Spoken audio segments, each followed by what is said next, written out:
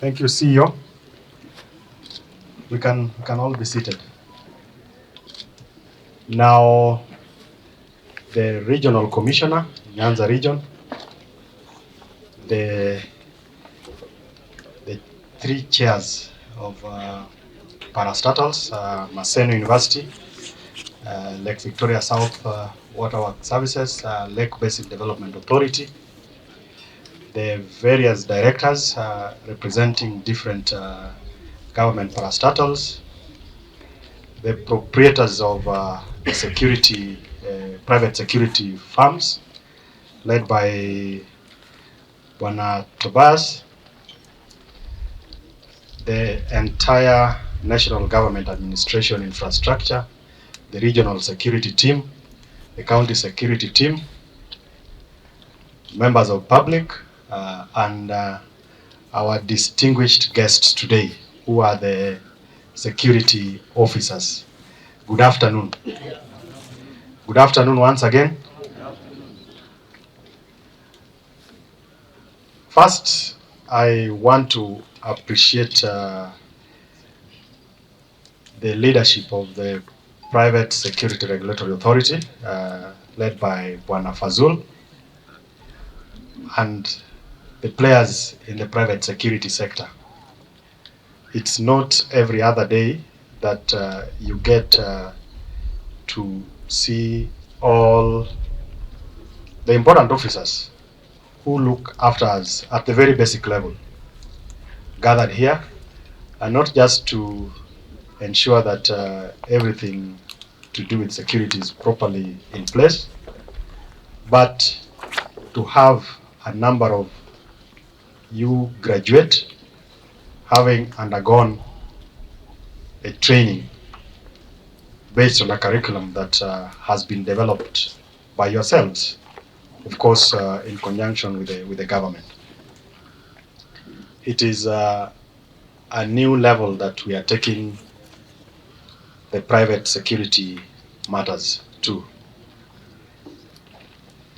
And the other thing is to just appreciate the fact that we are all here to witness this important occasion.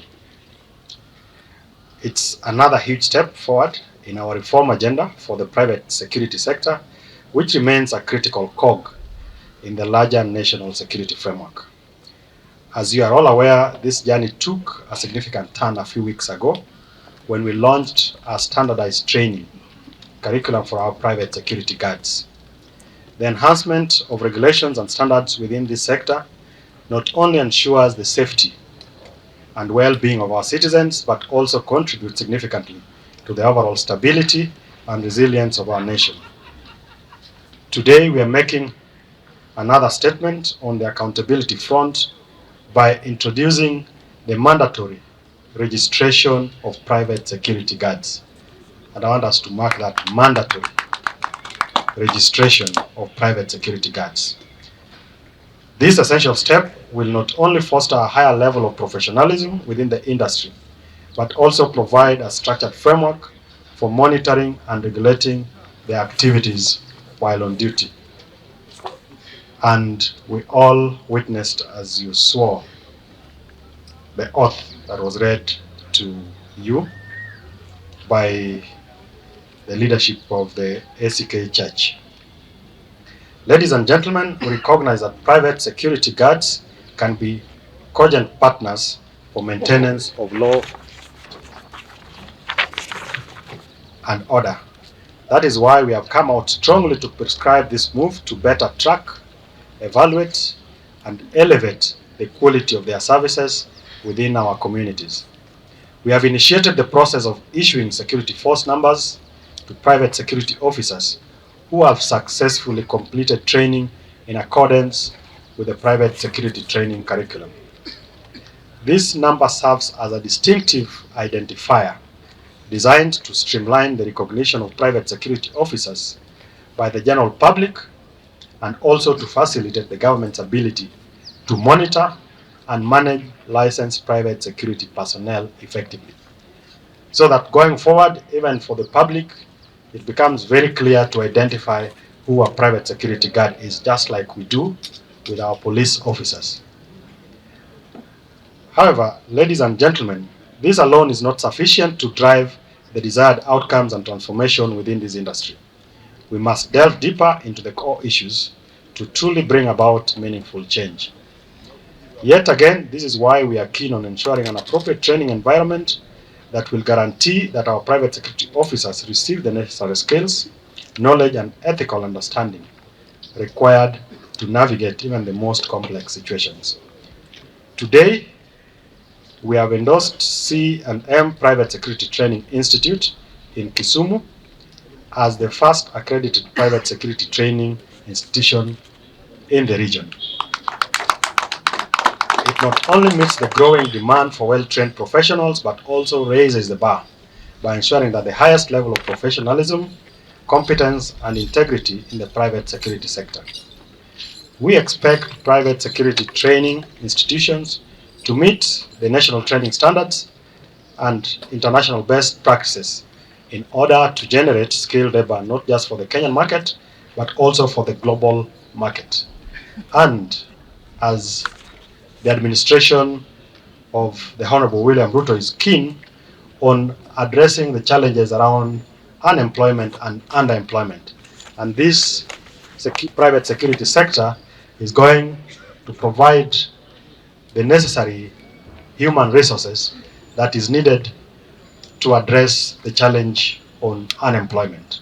And what we expect after we've undergone all this training is that we will not only be addressing the local demands, but we will also be able to address the international demands and the market that exists.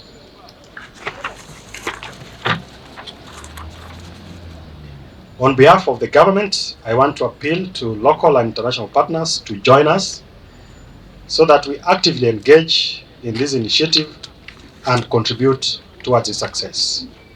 We invite willing investors to come on board through the establishment of modern training facilities which can help us truly fortify the foundation of our private security sector and bolster its capabilities. Ladies and gentlemen, we have already seen the potential that lies in this sector. The industry currently employs close to 1 million Kenyans and has a recorded annual revenue of 100 billion Kenya shillings. And this just highlights how critical a driver the sector is for our economy in terms of job creation and also contribution to the GDP growth.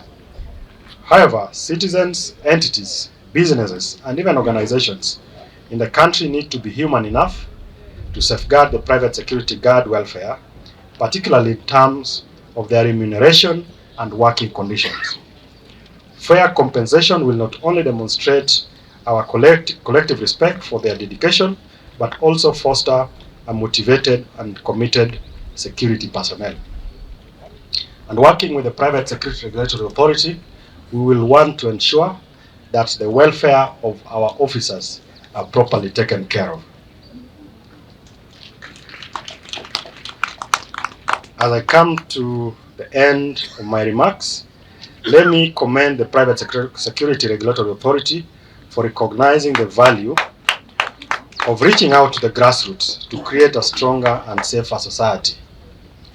The PASRA office in the region, which we are opening, marks a significant step towards enhancing accessibility and efficiency.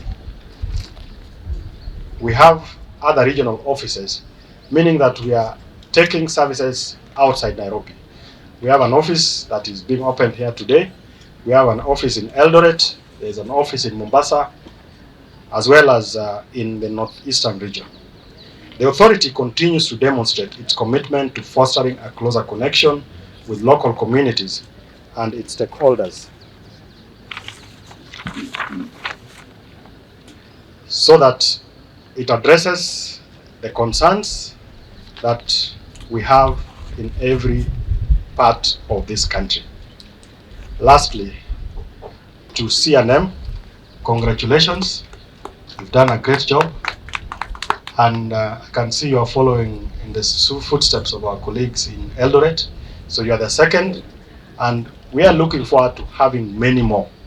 And being pioneers, you have your work cut out, because they will be looking up to you.